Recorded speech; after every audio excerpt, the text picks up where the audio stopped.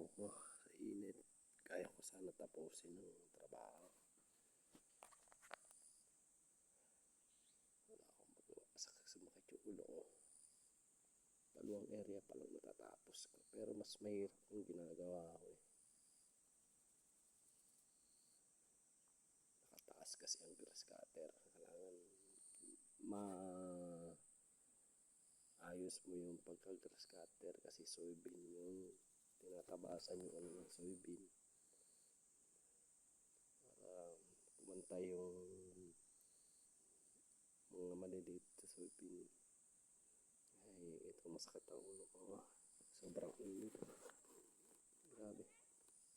Pinsan. Yan. Ito na.